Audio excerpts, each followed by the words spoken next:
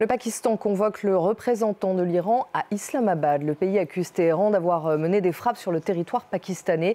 Des frappes aériennes iraniennes jugées illégales par le ministère pakistanais des Affaires étrangères. L'Iran dit avoir visé 2 bases appartenant à des insurgés dans la province pakistanaise du Baloutchistan. Cette province se partage entre l'Afghanistan, l'Iran et le Pakistan.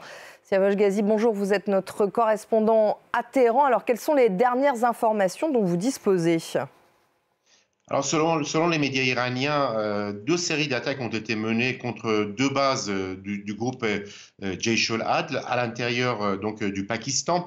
On ne sait pas exactement où sont situées ces 2 bases, mais selon les médias iraniens, cette attaque a été menée par l'armée iranienne et pas par les gardiens de la révolution. Des attaques dans lesquelles ont été utilisés des missiles, mais aussi des drones contre ces 2 bases de ce groupe Jaish al-Adl qui mène régulièrement des opérations à l'intérieur de la province Sistan-Baloutchistan iranien. Encore récemment, il y a quelques jours, dans la ville de Rask, à l'extrême sud-est de l'Iran. Donc l'Iran affirme qu'il a besoin de neutraliser ces groupes et que ces groupes sont stationnés dans une zone qui n'est pas contrôlée par l'armée pakistanaise et donc s'infiltre en Iran depuis le Pakistan pour mener ces attaques régulièrement contre les forces de l'ordre, mais aussi par exemple des cibles des représentants des autorités iraniennes centrales. Bonjour Siavash, pourquoi est-ce que l'Iran agit ainsi et maintenant ?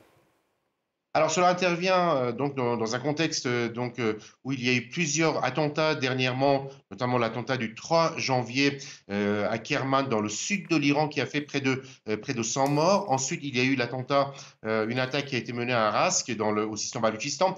Téhéran donc montre un peu ses muscles en frappant à la fois, selon les communiqués des forces armées iraniennes, des cibles de Daesh en Syrie, à l'extrême nord-ouest de la Syrie, mais aussi au Pakistan. C'est la première fois que l'Iran attaque des cibles au Pakistan. L'Iran montre un peu ses muscles et aussi à la fois réagit par rapport à l'assassinat de deux commandants des gardiens de la révolution dans des frappes israéliennes en Syrie.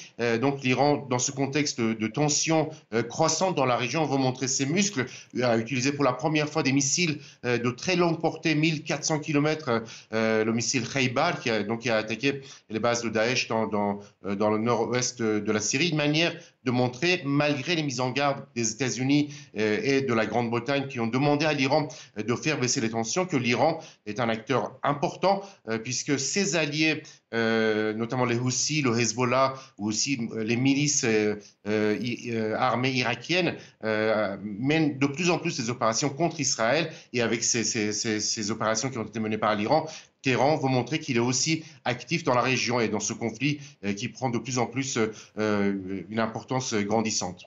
Siavash Ghazi depuis Téhéran pour France 24. Merci.